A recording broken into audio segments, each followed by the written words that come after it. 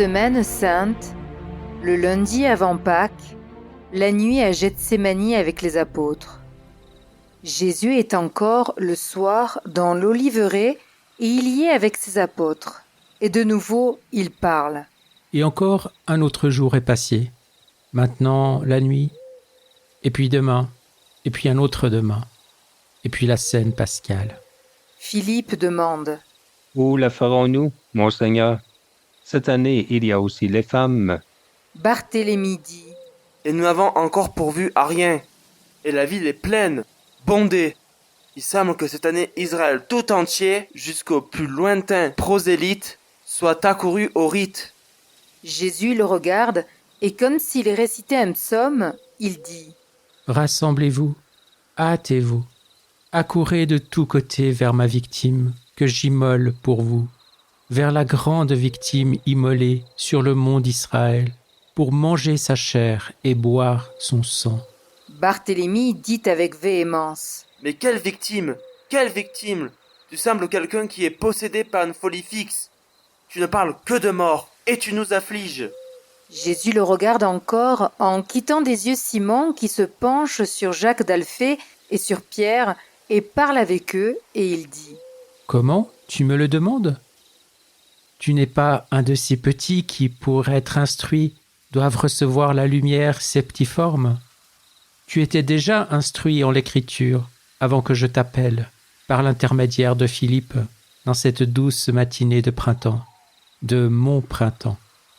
Et tu me demandes encore quelle est la victime immolée sur les monts, celle vers laquelle viendront tous les gens pour s'en nourrir?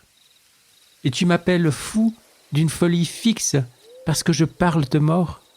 Oh, Bartholomae, comme le cri des sentinelles dans votre ténèbre, qui jamais ne s'est ouverte à la lumière, j'ai lancé une fois, 2 fois, 3 fois le cri annonciateur.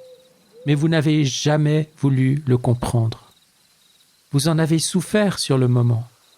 Et puis, comme des enfants, vous avez vite oublié les paroles de mort et vous êtes retournés joyeux à votre travail, sûrs de vous et pleins de l'espérance que mes paroles et les vôtres persuaderaient de plus en plus le monde de suivre et d'aimer son Rédempteur. Non. C'est seulement après que cette terre aura péché contre moi. Et rappelez-vous que ce sont des paroles du Seigneur à son prophète, après seulement que le peuple, et non seulement celui-ci en particulier, mais le grand peuple d'Adam, commencera à gémir. Allons vers le Seigneur, lui qui nous a blessés nous guérira. Et le monde des rachetés dira, après 2 jours, c'est-à-dire 2 temps de l'éternité, durant lesquels il nous aura laissés à la merci de l'ennemi, qui avec toutes ses armes nous aura frappés et tués, comme nous avons frappé et tué le Saint. Et nous le frappons et le tuons, parce que toujours il y aura la race des Caïns qui tueront par leurs blasphèmes et leurs œuvres mauvaises le Fils de Dieu, le Rédempteur, en décochant des flèches mortelles, non sur son éternelle personne glorifiée, mais sur leur âme rachetée par lui, pour la tuer et pour le tuer par conséquent dans leurs âmes. C'est seulement après ces 2 temps que viendra le 3e jour, et que nous ressusciterons en sa présence dans le royaume du Christ sur la terre, et que nous vivrons en sa présence dans le triomphe de l'Esprit. Nous le connaîtrons. Nous apprendrons à connaître le Seigneur pour être prêts à soutenir, grâce à cette vraie connaissance de Dieu, la dernière bataille que Lucifer livrera à l'homme avant la sonnerie de l'ange de la 7e trompette, qui ouvrira le cœur bienheureux des saints de Dieu au nombre parfait pour l'éternité. Et ni le plus petit enfant, ni le vieillard le plus âgé ne pourra jamais être ajouté au nombre. Le cœur qui chantera « Il est fini, le pauvre royaume de la terre. Le monde est passé en revue avec tous ses habitants devant le juge victorieux. Et les élus sont maintenant entre les mains de notre Seigneur et de son Christ. Et lui est notre roi, pour toujours. Louange au Seigneur Dieu Tout-Puissant, qui est, qui était et qui sera, parce qu'il a pris son grand pouvoir et qu'il est entré en possession de son royaume. Oh, qui parmi vous saura rappeler les paroles de cette prophétie qui résonnent déjà dans les paroles de Daniel avec un son voilé et qui maintenant retentit par la voix du sage devant le monde étonné et devant vous plus étonné que le monde. La venue du roi continuera le monde gémissant dans ses blessures et enfermé dans son tombeau, après avoir mal vécu et être mal mort, enfermé par son septuple vice et par ses hérésies sans fin, l'esprit agonisant du monde enfermé, avec ses derniers essais, à l'intérieur de son organisme, mort lépreux à cause de toutes ses erreurs. La venue du roi est préparée comme celle de l'aurore, et elle viendra à nous comme la pluie du printemps et de l'automne. L'aurore est précédée et préparée par la nuit. C'est la nuit, celle de maintenant. Et que dois-je te faire, Éphraïm? Et que dois-je te faire, ô Juda? Simon, Bartholomaï, Judas et mes cousins, vous, plus instruits dans le livre, reconnaissez-vous ces paroles? Ce n'est pas d'un esprit fou, mais de quelqu'un qui possède la sagesse et la science, qu'elles viennent. C'est comme un roi qui ouvre avec assurance ses coffres forts, parce qu'il sait où est la gemme de nez qu'il cherche, après l'avoir mise de sa main à l'intérieur. Que je cite les prophètes, je suis la parole. Pendant des siècles, j'ai parlé par des lèvres humaines, et pendant des siècles, je parlerai par des lèvres humaines. Mais tout ce qui est dit de surnaturel est ma parole. L'homme ne pourrait pas, même le plus docte et le plus saint, monter avec une âme d'aigle au-delà des limites du monde aveugle pour saisir et dire les mystères éternels. L'avenir n'est présent que dans la pensée divine. C'est une sottise chez ceux qui ne sont pas élevés par notre volonté de prétendre faire des prophéties et des révélations. Et Dieu les démentit et les frappe, parce qu'un seul peut dire « je suis » et dire « je vois » et dire « je sais ». Mais quand une volonté qu'on ne mesure pas, qu'on ne juge pas, qu'il faut accepter en inclinant la tête, en disant « me voici », sans discuter, dit « viens ». Monte, écoute, vois et répète. Alors, plongée dans l'éternel présent de son Dieu, l'âme, appelée par le Seigneur pour être voix et tremble, voix et pleure, voix et jubile. Alors l'âme, appelée par le Seigneur pour être parole, écoute, et arrivant à des extases ou à une sueur d'agonie, dit les paroles redoutables du Dieu éternel. Parce que toute parole de Dieu est redoutable, venant de celui dont le verdict est immuable et la justice inexorable, et tournée vers les hommes dont trop peu méritent amour et bénédiction, et non pas foudre et condamnation. Maintenant, cette parole qui est donnée et méprisée, n'est-elle pas la cause d'une faute redoutable et d'une punition pour ceux qui, l'ayant entendue, la repoussent? Elle l'est. Et que dois-je encore vous faire, ô Éphraïm, ô Juda, ô monde, que je n'ai pas fait? Je suis venu pour t'aimer, ma terre, et ma parole a été pour toi une épée qui tue, parce que tu l'as exécrée.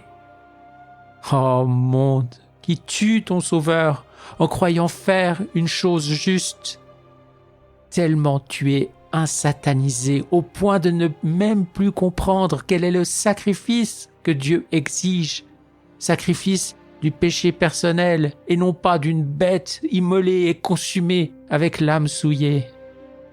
Mais que t'ai-je donc dit pendant ces 3 années? Qu'ai-je prêché? J'ai dit, connaissez Dieu dans ses lois et dans sa nature. Et je me suis desséché comme un vase d'argile poreuse, exposé au soleil, en vous répandant la connaissance vitale de la loi et de Dieu. Et tu as continué de faire des holocaustes sans jamais accomplir l'unique chose nécessaire, l'immolation au Dieu vrai de ta volonté mauvaise. Maintenant, le Dieu éternel te dit, cité pécheresse, peuple parjure, et à l'heure du jugement, on se servira pour toi d'un fouet dont on ne se servira pas pour Rome et Athènes, qui sont hébétés et ne connaissent pas la parole et le savoir. Mais qui, d'éternels enfants mal soignés par leur nourrice et restés comme des animaux dans leur capacité, passeront dans les bras saints de mon Église, mon unique sublime épouse, qui m'enfantera d'innombrables enfants dignes du Christ, deviendront adultes et capables, et me donneront des palais et des troupes, des temples et des saints, de quoi peupler le ciel comme avec des étoiles. Maintenant, le Dieu éternel te dit, vous ne me plaisez plus, et je n'accepterai plus de dons de votre main. Il est pour moi pareil à des excréments, et je vous le rejetterai à la face, et il y restera attaché. Vos solennités, toutes extérieures, me dégoûtent. Je supprime le pacte avec la race d'Aaron, et je passe au fils de Lévi, parce que, voilà, celui-ci est mon Lévi, et avec lui, pour toujours, j'ai fait un pacte de vie et de paix, et lui m'a été fidèle dans les siècles des siècles, jusqu'au sacrifice. Il a eu la sainte crainte du Père, et il a tremblé à cause de son courroux d'offensé, au seul son de mon nom offensé. La loi de la vérité a été sur sa bouche, et sur ses lèvres, il n'y a pas eu d'iniquité. Il a marché avec moi dans la paix et l'équité, et il en a retiré beaucoup du péché. Le temps est venu où en tout lieu et non plus sur l'unique autel de Sion, car vous ne méritez pas de l'y offrir, sera sacrifiée et offerte à mon nom l'hostie pure, immaculée, agréable au Seigneur. Les reconnaissez-vous, les éternelles paroles? Nous les reconnaissons, notre Seigneur. Et crois-le, nous sommes abattus comme si on nous avait frappés. N'est-il pas possible de dévier le destin? Tu l'appelles destin, Bartholomaï? Je ne saurais quel autre nom. Réparation. Voilà le nom. On n'offense pas le Seigneur sans que l'offense doive être réparée. Et Dieu créateur a été offensé par le premier qui a été créé. Depuis lors, l'offense n'a pas cessé de croître. Et elle n'a pas servi l'inondation du déluge, ni la pluie de feu sur Sodome et Gomorrhe à rendre l'homme saint. Pas l'eau et pas le feu. La terre est une Sodome sans limite, où passe, libre et roi, Lucifer. Alors que vienne une trinité pour la laver, le feu de l'amour, l'eau de la douleur, le sang de la victime. Voici, ô terre, mon don. Je suis venu pour te le donner. Et maintenant, je me déroberai à son accomplissement? C'est Pâques. On ne peut fuir. Et pourquoi ne vas-tu pas chez Lazare? Ce ne serait pas fuir, mais chez lui, on ne te toucherait pas. Judas Iscariote crie en se jetant aux pieds de Jésus. Simon parle bien. Je t'en supplie. Seigneur, fais-le. À son geste répond un déluge de larmes de Jean, et bien que plus maîtres de leur douleur, les cousins pleurent ainsi que Jacques et André. Tu me crois, le Seigneur? Regarde-moi. Jésus transperce de son regard le visage angoissé de l'Iscariote, car il est réellement angoissé. Ce n'est pas une feinte. C'est peut-être la dernière lutte de son âme avec Satan, et il ne sait pas triompher. Jésus l'étudie et suit la lutte comme un homme de science pourrait étudier une crise d'un malade. Puis, il se lève brusquement et si violemment que Judas, appuyé sur ses genoux, se trouve repoussé et retombe assis par terre. Jésus recule aussi, le visage bouleversé, et il dit : Pour faire arrêter aussi Lazare, double proie et double joie par conséquent. Non, Lazare se garde pour le Christ à venir, pour le Christ triomphant. Un seul sera jeté au-delà de la vie, et il ne reviendra pas.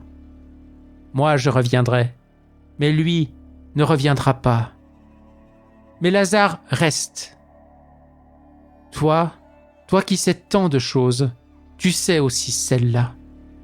Mais ceux qui espèrent avoir double profit en capturant l'aigle avec l'aiglon dans leur nid et sans difficulté, peuvent être sûrs que l'aigle a les yeux sur tous et que par amour pour son petit, il ira loin du nid pour être pris, lui seul, en le sauvant. Je suis tué par la haine et pourtant, je continue à aimer. Allez, moi je reste à prier. Jamais comme à l'heure où je vis, je n'ai eu besoin d'élever mon âme au ciel. J'en supplie. Oh, laisse-moi rester avec toi. Non, vous avez tous besoin de repos. Va-t'en. Tu restes seul?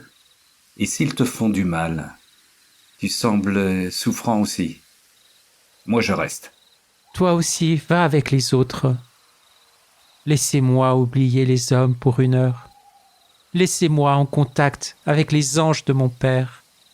Ils remplaceront ma mère qui s'épuise en larmes et en prières, que je ne puis charger de ma douleur désolée. Allez. Son cousin Jude demande : Tu ne nous donnes pas la paix? Tu as raison. Que la paix du Seigneur se pose sur ceux qui ne sont pas opprobres à ses yeux. Adieu. Et Jésus pénètre en montant un talus au milieu des oliviers. Barthélemy murmure : Et pourtant, ce qu'il dit c'est vraiment dans l'écriture. Et quand on l'entend de lui, on comprend pourquoi et pour qui c'est dit. Simon le Zélote dit : Moi, je l'ai dit à Pierre, dans l'automne de la première année. C'est vrai, mais... Non, moi vivant, je ne le laisserai pas prendre. Demain, Que feras-tu demain? ce que je ferai... Je parle avec moi-même. C'est un temps de conjuration. À l'air même, je ne confierai pas ma pensée. Et toi, qui es puissant, tu l'as dit tant de fois. Pourquoi ne cherches-tu pas protection pour Jésus? Je le ferai, Pierre, je le ferai. Ne vous étonnez pas si je suis parfois absent. Je travaille pour lui. Ne le lui dites pas pourtant. Pierre, humble et sincère, dit : Sois tranquille et que tu sois béni. Parfois, je me suis défié de toi, mais je m'en excuse. Je vois que tu es meilleur que nous. Au bon moment, tu agis. Moi, je ne sais que parler à vide. Et Judas rit comme si la louange lui plaisait. Il s'éloigne du Gethsémani vers la route qui va à Jérusalem.